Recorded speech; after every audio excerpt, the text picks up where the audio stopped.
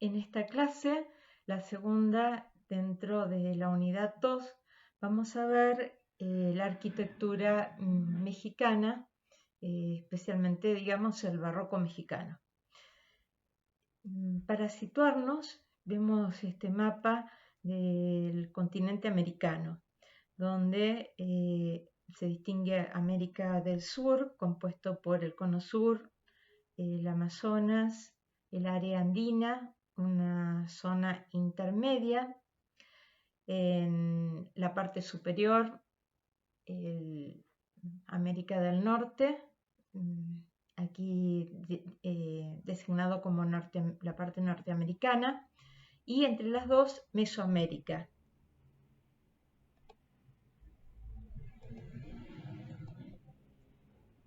Lo vemos en grande, entonces Mesoamérica está compuesto por la mayor parte del territorio actual de México y por Guatemala y el norte de Honduras. En esta zona, Mesoamérica, se desarrollaron dos importantes culturas.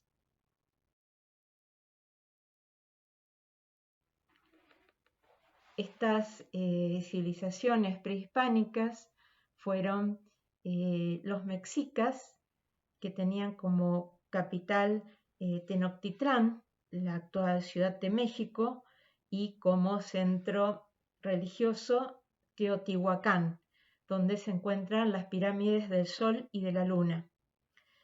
Y la civilización maya estaba situada sobre todo en lo que es actualmente Guatemala.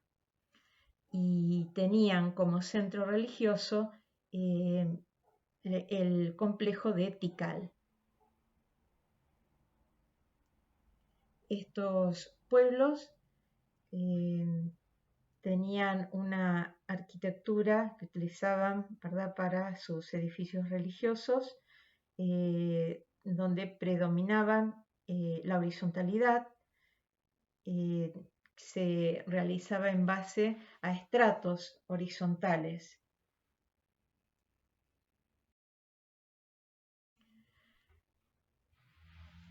Vamos a ver ahora cuáles eran las tradiciones arquitectónicas que llegan a América con los conquistadores, o sea, la arquitectura de la época de los conquistadores en Europa.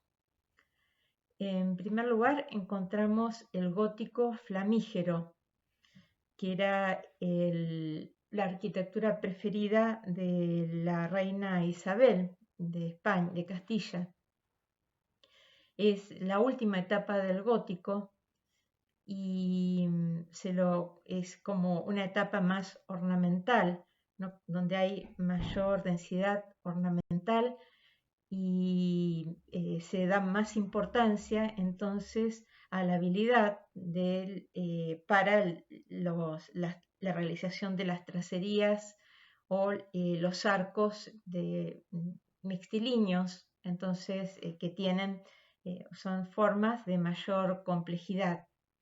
Vemos entonces aquí el claustro del monasterio de San Juan de los Reyes en Toledo y a la derecha una vista interior del templo del mismo monasterio.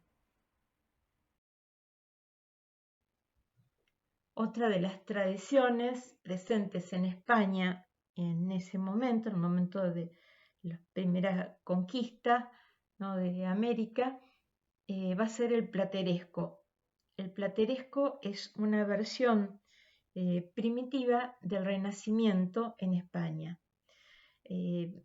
Aquí hay dos imágenes, entonces, que tienen esta arquitectura plateresca. Este nombre plateresco viene de la plata, porque estos elementos ornamentales que constituían el plateresco tenían ese origen justamente de los trabajos que se hacían en la época en orfebrería. Bueno, entonces en la izquierda está la fachada de la Universidad de Alcalá de Henares, ¿no?, próxima a Madrid, donde vemos este tipo de arquitectura. Entonces, sobre una fachada muy plana y simétrica se concentra la decoración sobre la portada de entrada, en las aberturas y en la parte superior del edificio. Y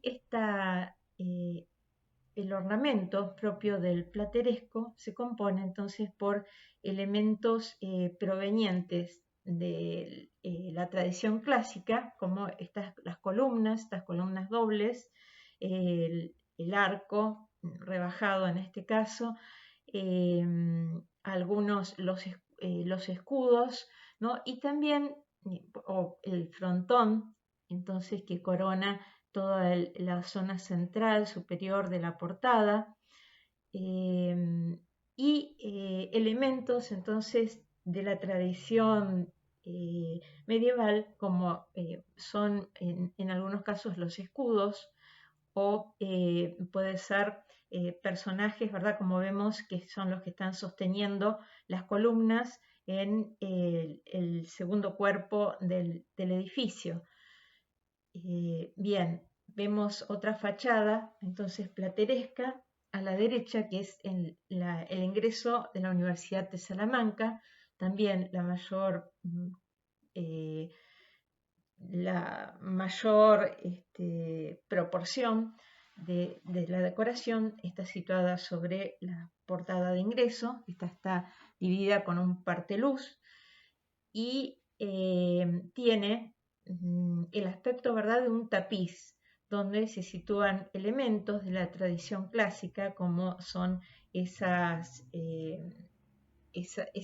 especies de columnas o pilastras, o esos nichos donde hay bustos, ¿verdad?, de figuras conocidas o figuras de perfil que tienen origen en la tradición romana, y otros elementos más de tipo medieval, ¿verdad?, como la crestería superior del edificio, o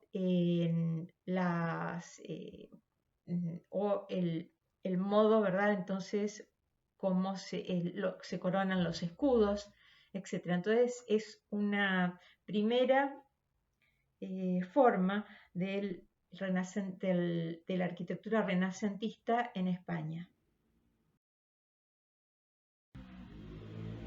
Otra tradición arquitectónica presente en España, sobre todo en el sur, es la tradición mudéjar. Es la arquitectura realizada por los árabes en territorio español, muchas veces después realizadas por cristianos que aprenden ese modo de trabajo, ese modo artesanal propio del estilo mudéjar. Entonces vemos estas dos imágenes que son del Real Alcázar de Sevilla. Era el sitio, ¿verdad?, el palacio que ocupaban los reyes en Sevilla, los reyes cristianos, un palacio que había sido originalmente de los árabes, pero desde el siglo XIII tomado por los cristianos, y en el siglo XVI permanecía, ¿no?, continuaba utilizándose como palacio y tenía esta arquitectura de este trazo entonces mudéjar.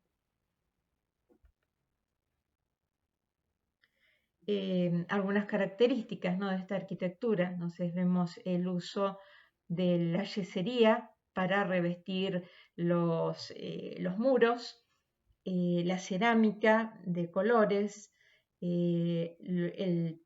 también la yesería pintada, el uso de columnas y arcos y bueno, la inclusión de fuentes, por ejemplo, estos patios porticados, que en este caso con arcos muy de filiación mudéjar. Y la cuarta de las tradiciones arquitectónicas que traen los conquistadores de España va a ser la herreriana. se refiere la herreriana a Herrera, el arquitecto del autor del monasterio del Escorial. Entonces es una arquitectura entonces ya de un renacimiento más evolucionado que el plateresco, que ya se refiere a la totalidad del edificio, ¿verdad? No se trata de fachadas solamente, y que es una arquitectura bastante despojada, ¿no? Sencilla, con un predominio, ¿verdad? del lleno sobre el vacío, con cúpulas, torres y utilización de chapiteles, ¿verdad? Que coronan muchas veces las torres como las esquinas de este monasterio. Y sobre todo, entonces es una arquitectura muy austera, de muros lisos, y que las portadas incluye entonces diseños en base a pilastras o columnas, entonces que rememoran el tema del el pórtico clásico.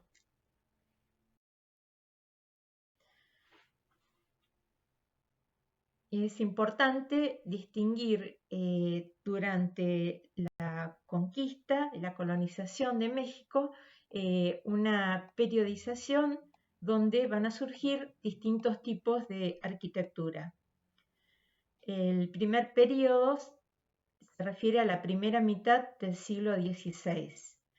Esto es cuando llegan recién, ¿verdad?, los españoles al continente y descubren entonces la civilización mexica que ocupa lo que hoy es México, y comienzan a internarse en el territorio, a avanzar, y para ganar presencia en el territorio van fundando ciudades. Del mismo modo, los religiosos que acompañan a los conquistadores establecen en el campo, en zonas más o menos alejadas de las ciudades, lugares que son como de avanzada de la evangelización, que se van a llamar conventos fortaleza. En la segunda mitad del siglo XVI va a ser el momento de la construcción de los conjuntos catedralicios. El más importante, el conjunto entonces de la Catedral de México, otro la Catedral de Puebla y otros más, ¿verdad?, que se dan dentro de México. Y en los siglos XVII y XVIII es el momento en que llegan muchos arquitectos españoles a México, que en realidad se va a llamar en ese momento Nueva España. Va a ser, ¿verdad?, el virreinato de Nueva España. Y además de estos arquitectos y constructores españoles, comienzan a circular entonces en México los tratados de arquitectura. En esta época se construyen los sagrarios que acompañan a las grandes catedrales. Era un templo menor donde se celebraban las ceremonias religiosas que debían dejar constancia, ¿no?, documentada de las ceremonias, por ejemplo, los bautismos, las confirmaciones, los matrimonios, las ordenaciones sacerdotales. También en este momento se construyen edificios de gobierno en las ciudades, colegios, universidades, palacios, y en las zonas rurales las haciendas, que serían el paralelo de lo que nosotros llamamos en nuestro territorio estancias. Vamos a ver entonces la primera de este tipo, dijimos, de construcción típica de la primera mitad del siglo XVI, que pertenece a las órdenes religiosas, ¿no?, que eran los franciscanos, agustinos, dominicos, Y estos conventos fortaleza eran conventos que por la condición defensiva tomaban elementos de la arquitectura militar y tenían entonces el aspecto de una fortaleza. Vemos este primer ejemplo, San Andrés de Calpan. Aquí en la imagen se ve la fachada del templo y en amarillo la fachada del edificio conventual. En este edificio conventual se ve que es de 2 plantas, tiene en la parte superior una galería que conecta con el coro de la iglesia. Y la iglesia, entonces, de fachada muy sencilla, con una torre. La torre no es tan frecuente en estos conventos fortaleza. Vamos a ver entonces en la planta de este convento algunas características. En primer lugar, el atrio. El atrio era este gran patio realizado sobre una plataforma elevada y rodeado de una muralla que muchas veces estaba terminada con almenas. La muralla también con frecuencia tenía un paso de ronda, o sea, era accesible y tenía un camino que se recorría alguien que en épocas, ¿verdad?, de mayor acoso de indios, indígenas enemigos, podía controlar entonces el panorama desde la parte alta de la muralla. En el interior, entonces, se situaba en el centro del atrio, este gran espacio que ya es parte del convento fortaleza, parte importantísima. En el centro se situaba una cruz sin Cristo, porque los religiosos se impresionaban mucho de ver la figura de Cristo crucificado, porque le recordaba los sacrificios humanos de la antigua religión. Bueno, finalmente en las esquinas, en la parte de dentro de la muralla, en las esquinas se situaban pequeñas capillas pozas. Era el sitio donde al realizar un recorrido procesional dentro del atrio se apoyaba la imagen religiosa que se iba trasladando en la procesión. Entonces, parte importantísima de este convento fortaleza es el atrio. Después encontramos la iglesia, el resto del edificio conventual y algo que se ve muy pequeñito aquí junto a la iglesia y antes de acceder al claustro, la capilla abierta.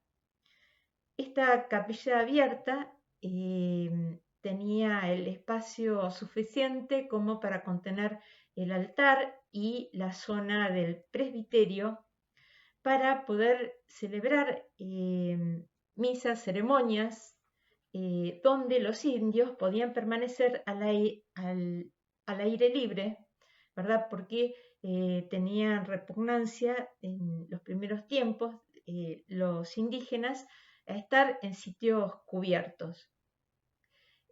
Por eso la iglesia no la utilizaban los indígenas, sino los religiosos, los españoles, que podían acudir, ¿verdad? Que vivían cerca y podían acudir a misa, y las familias de estos. El gran atrio, además de ocuparse, ¿verdad?, para la evangelización y para las procesiones, para las ceremonias religiosas donde participaban los indios, en ese gran espacio también acudían los españoles con sus familias, ¿verdad? Los que vivían cerca, los indígenas que se habían convertido a la religión cristiana y todos sus ganados cuando eran atacados por indígenas contrarios a la evangelización. Bueno, entonces vemos la planta de la iglesia, que es una planta muy estrecha y larga, una nave única. Esa nave única de gruesos muros que sostenían una bóveda de crucería. Los muros están reforzados con contrafuertes, entonces que contienen los muros y el empuje de la bóveda. Generalmente, entonces, el presbiterio estaba terminado con un ábside de forma achaflanada, que no se ve en este caso. Junto a la iglesia, entonces aquí vemos el patio claustral, que está rodeado por los edificios propios del convento. Entonces, la sacristía, en este caso, que es un recinto de apoyo al templo, vemos el refectorio, que es el comedor, las escaleras que llevan a la planta alta y por lo tanto en la planta alta se encontraban las celdas o habitaciones de los frailes, y como vemos en la imagen, ¿verdad?, de la izquierda, entonces está esa galería alta que también podía oficiar como capilla abierta y que conecta entonces directamente con el coro del templo.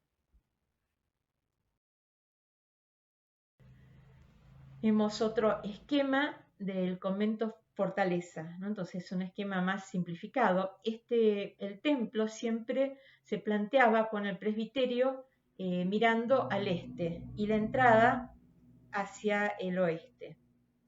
Vemos entonces el atrio con la cruz, donde se señala la cruz atrial, las capillas posas, el camino procesional, la capilla abierta, no está señalado los límites de esa capilla, pero donde solía estar, la portería de ingreso al claustro, ese patio, ¿verdad?, con una fuente o aljibe, y el resto del edificio conventual. Entonces vamos a ver en esta otra imagen, más desarrollado con un ejemplo real, la forma entonces de ese edificio, la parte del edificio del claustro, el edificio conventual. Entonces, ya vimos que no constituye la totalidad del convento fortaleza, porque es importantísimo el convento fortaleza el atrio. Bueno, pero entonces aquí está ampliada la zona del convento fortaleza. Vemos entonces esa planta de nave única de la iglesia. Entonces es una planta que se inspira en iglesias de tradición mudéjar, entonces, donde se suele utilizar esas plantas muy estrechas, suelen estar las cubiertas muchas veces en el interior revestidas por artesonado, o sea, una especie de cielo raso trabajado con madera, de modo muy artesanal. Vemos entonces el presbiterio de forma chaflanada, los contrafuertes, una torre que hace las veces también de contrafuerte del muro de la iglesia. En el muro de la derecha de la iglesia vemos un contrafuerte sobre la fachada, ¿verdad?, en sentido diagonal, se lo llama también estribo. Y aquí otra vez, junto al templo, vemos la capilla abierta, después más hacia la derecha la portería, entrada al patio claustral, la sacristía, las habitaciones, probablemente el refectorio, la habitación más grande, y las habitaciones, las celdas o habitaciones de los frailes. También era parte importante de este complejo la huerta y el cementerio. Aquí vemos entonces algunos de los elementos típicos de estas construcciones de conventos fortaleza: la muralla coronada con almenas, el camino procesional con una capilla posa al final, a la derecha un camino de ronda, que es el que se realizaba sobre la muralla. Abajo, capillas posas, eran muy pequeñas, tenían esta planta cuadrangular con doble ingreso, coronado entonces por arcos de medio punto y con cubierta que podía ser de una cúpula semiesférica o de forma piramidal. Vemos que tiene entonces estas capillas posas detalles ornamentales que recuerdan la arquitectura plateresca.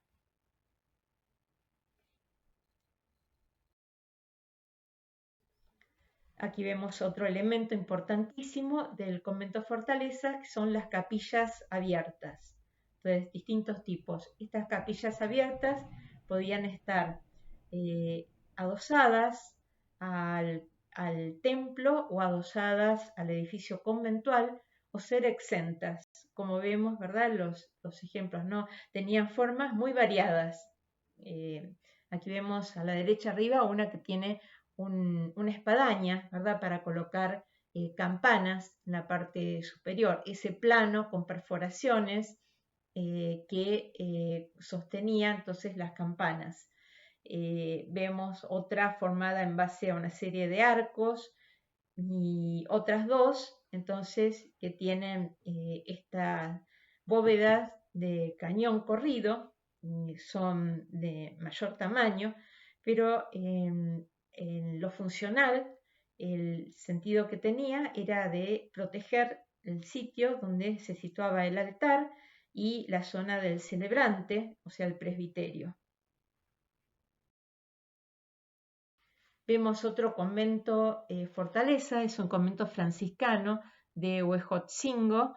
Entonces vemos esa fachada lisa, tenía un diseño sobre todo definido por las exigencias constructivas y las exigencias funcionales. Muy sencillo, ¿no? Y entonces vemos aquí como este frente recto del templo tiene estos dos estribos inclinados, contrafuertes, ¿no? Que sostienen entonces el, el, el peso, el empuje de la bóveda, sobre todo. Y el ingreso que está realizado con piedras de color rojizo, es una piedra que se encuentra de origen volcánico, que se encuentra en México, y el nombre de la piedra es el tezontle. Y un arco de tipo conopial, que es un arco entonces de ese gótico tardío, gótico isabelino, que decíamos que es una de las tradiciones que se encuentran en este momento en la arquitectura en España, y al mismo tiempo elementos, su simetría, esos medallones, el arco de medio punto, dentro de un recuadro, los escudos, también recuerdan la arquitectura plateresca. Vemos también una imagen del patio del convento. Es un patio de tipo claustral, o sea, con una galería con arcos de columnas y arcos de medio punto, y con una fuente de planta octogonal en el centro.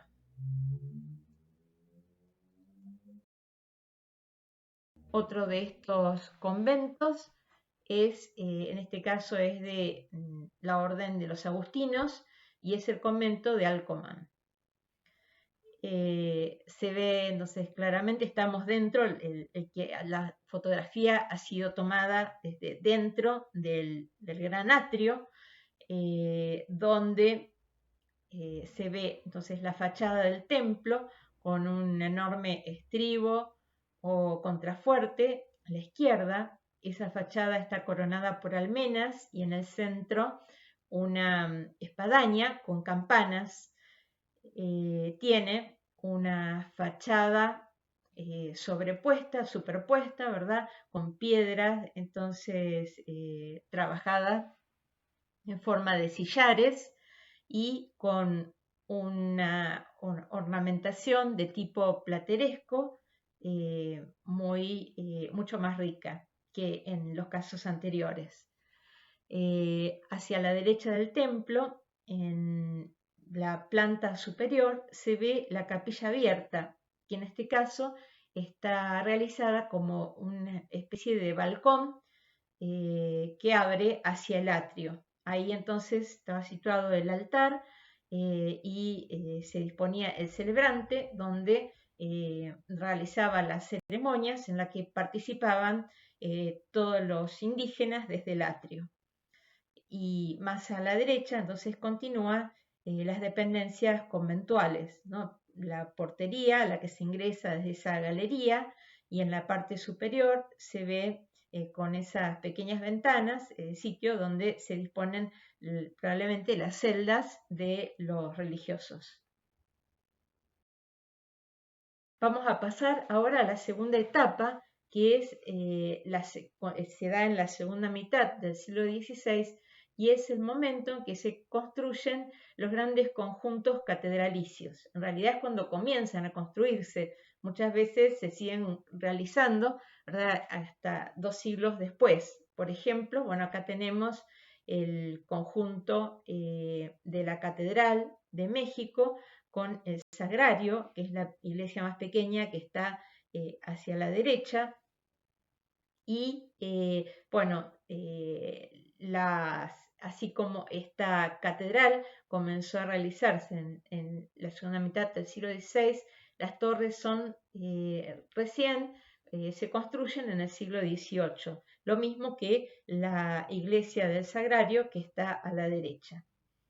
Bueno, en la planta vemos esta planta satelital, vemos la plaza del Zócalo, que los conquistadores entonces trazaron sobre la antigua plaza de la ciudad de Tecnotitlán, donde se disponía entonces antiguamente el palacio del señor de los mexicas y la gran pirámide. Estos edificios se tiran abajo y con sus piedras se construyen los palacios de los conquistadores y se utilizan obviamente también para la catedral. Vemos entonces la planta de la catedral, que es una planta de cruz latina, donde el crucero se encuentra casi en la mitad. Ese crucero está coronado por una cúpula con tambor y linterna. Tiene esta planta, vamos a ver, entonces es de 3 naves y capillas laterales. Y al lado, entonces, una planta de cruz griega que corresponde al sagrario de la catedral, que se va a construir recién en el siglo XVIII. Entonces, la planta baja de el cuerpo inferior de la iglesia, entonces vemos que tiene un gran desarrollo horizontal, y las torres, en cambio, son de poca altura, porque México estaba construida ya la ciudad de los mexicas sobre una laguna. Entonces, las construcciones van a tender a ser ahí de predominio horizontal y no elevarse tanto en altura. La planta de la Catedral de México, realizada por Claudio de Arciniega, es la de la izquierda. responde a un esquema ya utilizado en varias catedrales españolas, como la Catedral de Sevilla, la Catedral de Valladolid, de Málaga. Ese esquema entonces se vuelve a utilizar en esta catedral mexicana, que como decíamos tiene 3 naves, una nave central coronada, cubierta por un cañón, por una bóveda de cañón corrido, 2 naves menores, laterales, cubiertas por bóvedas vaídas y separadas por grandes contrafuertes que contienen el empuje de las bóvedas, capillas laterales. En el centro, entonces, de la iglesia se sitúa el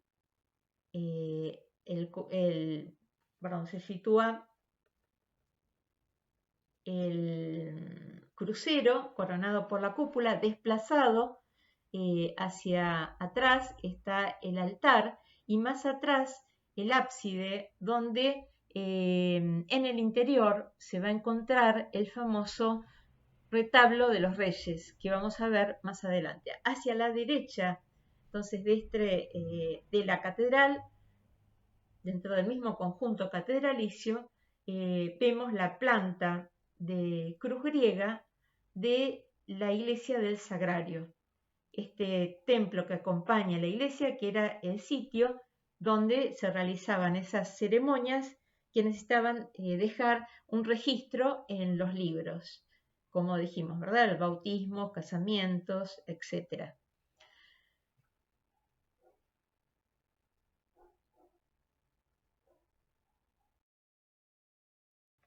Esta es la Catedral de Puebla, que tiene una planta semejante a la de la Catedral de México, de la Ciudad de México. Está diseñada por Francisco Becerra, este arquitecto español que va a viajar entonces hacia el sur también y va a diseñar la Catedral de Lima y de Cusco en Perú. Bueno, vemos entonces también es una fachada de 2 torres que no tiene tanto desarrollo horizontal y las torres son mucho más altas que en el caso de la Ciudad de México. En el convento de Santo Domingo de Puebla encontramos esta capilla del Rosario. La ciudad de Puebla va a ser conocida por una ciudad muy rica por mucha producción rural y artesanal. Va a haber entonces mucha mano de obra preparada, también la mano de obra indígena, porque estas culturas, ¿verdad?, donde se van a sentar los españoles, van a tener, en el caso de los mexicas, por ejemplo, una importante división del trabajo y especialización del trabajo. Entonces, un desarrollo de tipo artesanal o, por ejemplo, en otras ciencias como el conocimiento de la botánica utilizado con fines medicinales, etc. Un grado de desarrollo entonces muy importante de estas culturas y se va a notar la capacidad entonces de estos hombres que van a trabajar como obreros en estas iglesias, ya sea en la construcción o en la ornamentación, entonces con una destreza muy grande. En el caso del convento de Santo Domingo, decíamos que en Puebla vamos a ver el desarrollo muy grande entonces de la producción de cerámica. Entonces va a ser muy conocida y utilizada en México esta cerámica poblana. Muchas veces producían entonces cerámicas esmaltadas también de muchos colores y también era muy importante la capacidad que tenían para la realización de decoración con yesería. Habían emigrado entonces a México desde Andalucía muchos artesanos, entonces muy duchos en el arte entonces de la yesería. Aquí vemos entonces esta ornamentación, ¿no? Muy abigarrada, elaborada en base a cintas que tienen un movimiento con curvas y contracurvas y generan, además de esas curvas, especies de, ¿cómo se llaman estos elementos? Bueno, mm, no me sale ahora, estos elementos que unen, bueno, dejémoslo. Y como se utilizaba el pan de oro, o sea, escamas de oro, ¿verdad? O láminas de oro para colorear esta yesería, o también se aplicaba el color sobre este diseño en yeso.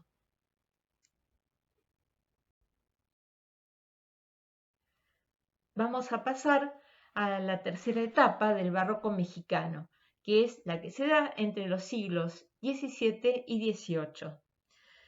Decíamos que en la catedral es el momento entonces de construcción del sagrario, que es esta iglesia más pequeña situada junto a la catedral, de planta de cruz griega y coronada en el sitio donde, entonces en el crucero, por una cúpula rebajada con tambor y linterna.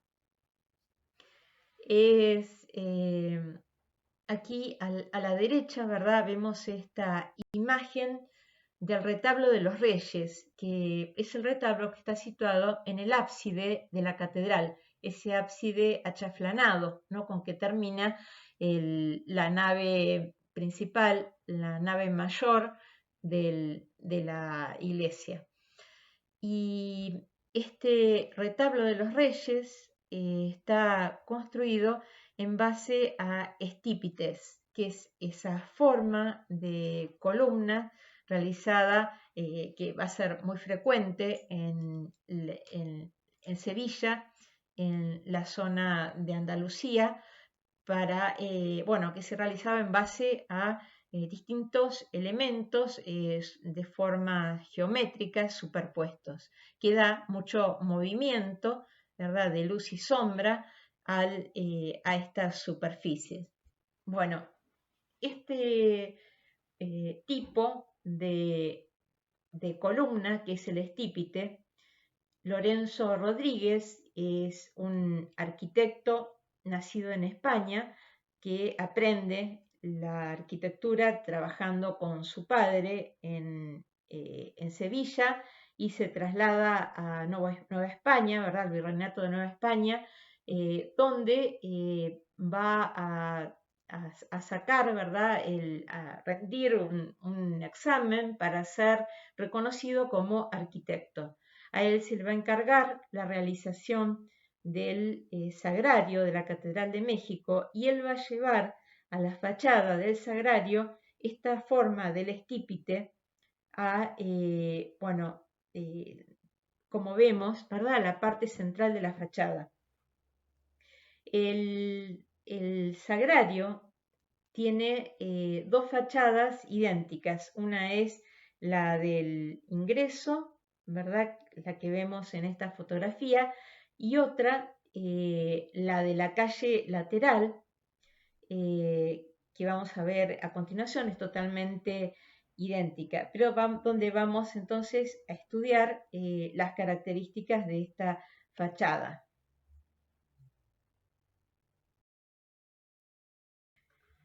Bien, Lorenzo Rodríguez va a adquirir mucha fama en Nueva España y va a realizar entonces muchos de los edificios más importantes de la época, con un tipo de arquitectura muy libre, ¿no? Así como el barroco sevillano era muy libre y creativo, también el barroco que se va a desarrollar en México con estos arquitectos venidos de España, generalmente del sur de España, va a ser muy libre y creativo y va a tener características propias, por eso se va a poder llamar barroco mexicano propiamente. Y va a dejar atrás esas formas más regidas, digamos, por las reglas que tenía la arquitectura anterior, producida en México, y como más unida a la tradición española, a la tradición del continente europeo.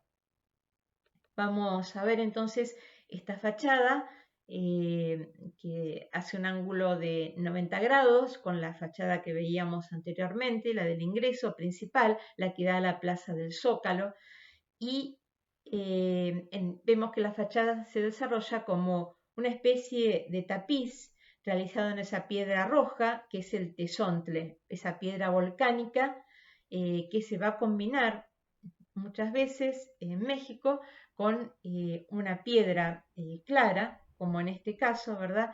Que es la piedra chiluca, es una piedra color marfil, a veces amarillento, otras veces color gris, que es de grano fino y entonces se le puede dar se puede tallar dándole distintas formas, como en este caso. Entonces, sobre ese tapiz rojo, el arquitecto lo divide en distintos sectores con pilastras. Las dos más altas son una especie de estribo sobre los que se realiza una fachada retablo de dos cuerpos que están divididos en varias calles por los estípites. Estos cuerpos están separados por cornisas y coronados con una especie de hastial que recuerda entonces también la forma en cómo se terminan el templo clásico.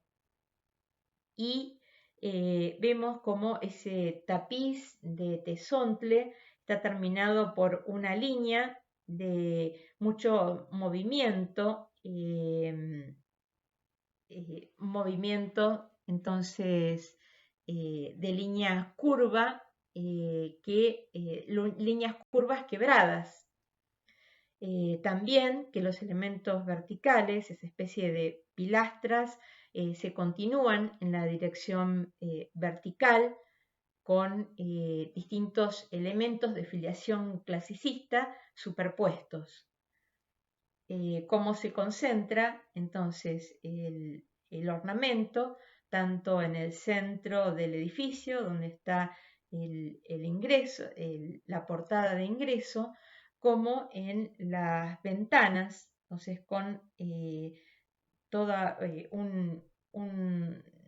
una elemento, ¿verdad? Entonces, tanto en el dintel con forma de arqueado, ¿verdad? Como las jambas, como la parte inferior, realizada en piedra. Vemos atrás, entonces, la cúpula de la catedral con el tambor y su linterna. Y a la izquierda, dibujos de estípites.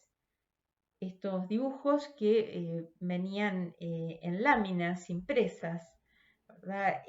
Muchas veces se realizaban en imprentas de los Países Bajos y de ahí se llevaban a España y también y de España llegaban a América.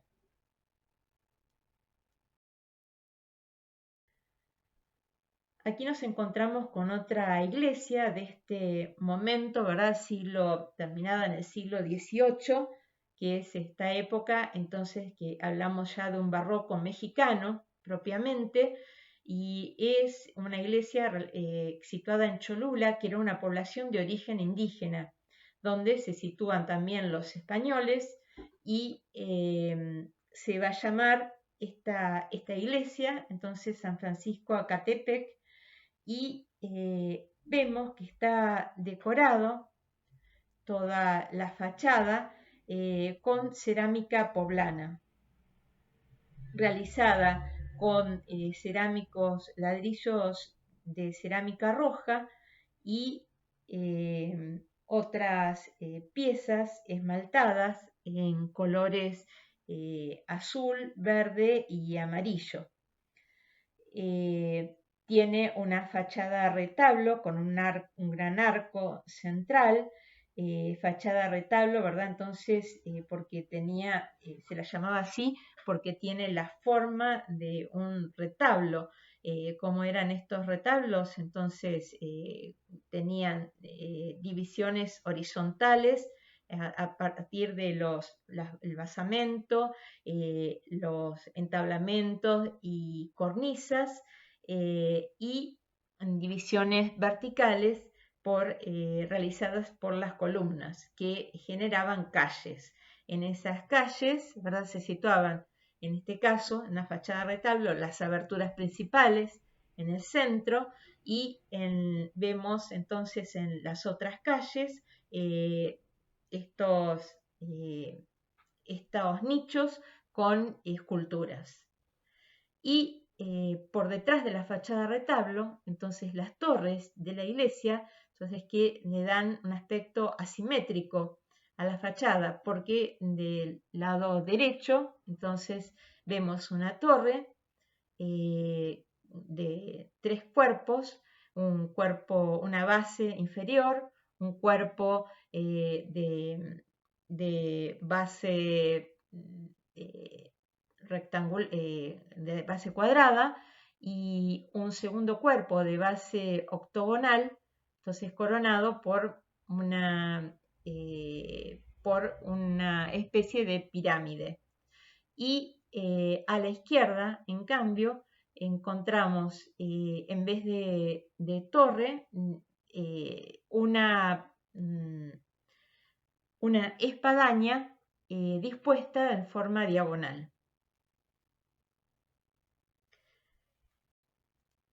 A la derecha tenemos una imagen que corresponde al interior de este templo. Vemos entonces esa exuberancia ornamental realizada en base sobre todo a yesería, trabajada entonces con pintura y con pan de oro para los dorados. Esta iglesia muestra entonces una identificación de los constructores con el gusto indígena, ese gusto por el colorido, esa decoración abigarrada que se conoce, entonces los críticos de arte le han puesto el nombre de horror vacui, ¿no?, como horror al vacío, entonces donde hay una continuidad en el ornamento, ¿verdad?, donde no se deja ningún espacio libre de ornamento. Ese colorido, las figuras con rostros indígenas, entonces muestran esa asimilación de esta arquitectura al gusto y del indígena y a una creatividad que responde, que incorpora esos elementos propios de esta tierra. También por el tipo de plantas que se representan o frutos, ¿verdad?, que son plantas o frutos provenientes, típicos, ¿verdad?, de la región.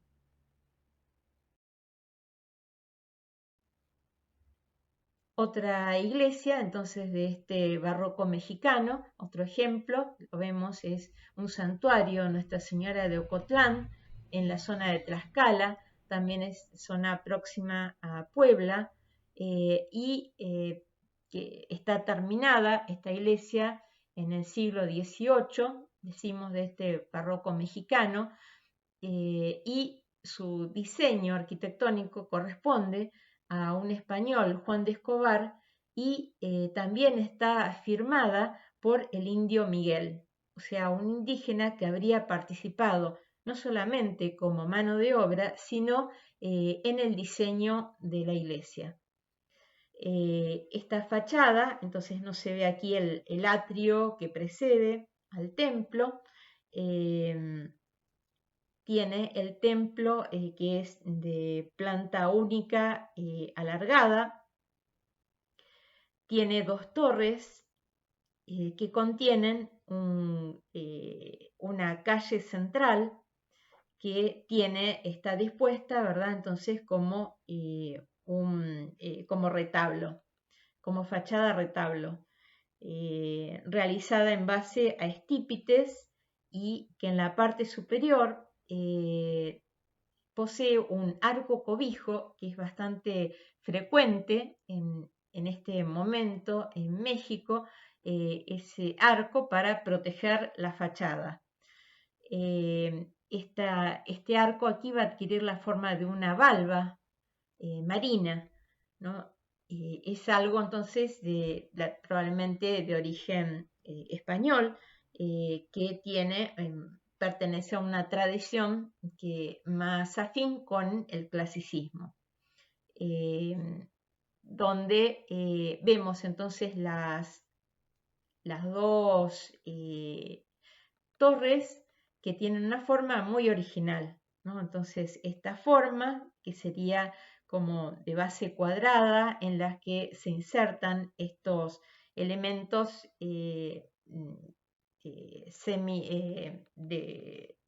cilíndricos, ¿no? Y que la base está realizada con cerámica rojiza de forma octogonal, y estos ladrillos, ¿verdad? De cerámica roja, están adheridos por por una mezcla juntas blancas que le da entonces gran vitalidad y contraste. En la parte superior, realizada en yesos, los dos cuerpos superiores, entonces, de la torre, que está rematada finalmente con cruces, están rematadas con cruces realizadas en hierro forjado. La imaginación, ¿verdad?, de los críticos de arte o los historiadores de arte han visto muchas veces en esta forma de la torre una similitud con la serpiente emplumada de la mitología de los mexicas, entonces de tradición prehispánica.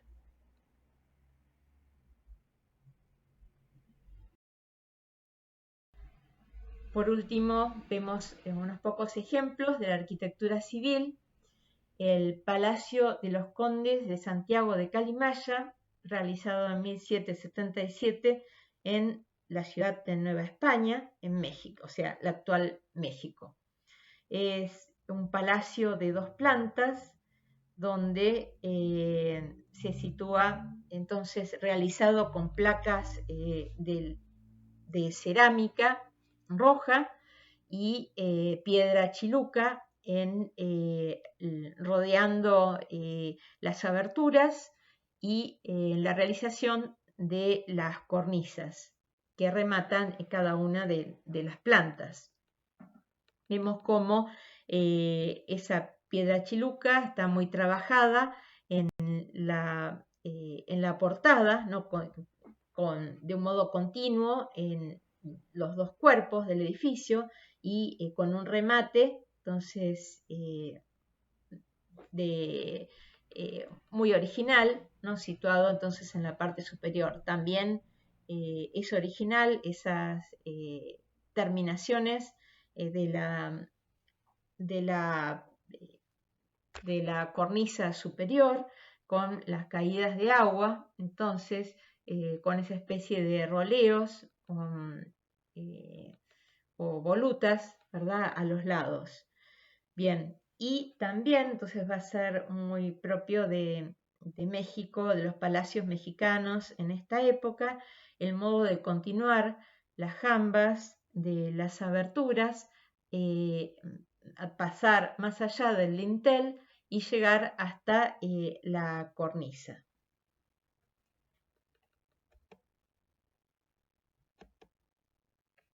Vemos una imagen entonces del patio al que conducía el vestíbulo de entrada, este patio simétrico que en dos partes, por lo menos en dos o tres alas de los lados, perdón, tiene galerías altas, galerías realizadas entonces en piedra con columnas de tipo toscano y arcos rebajados.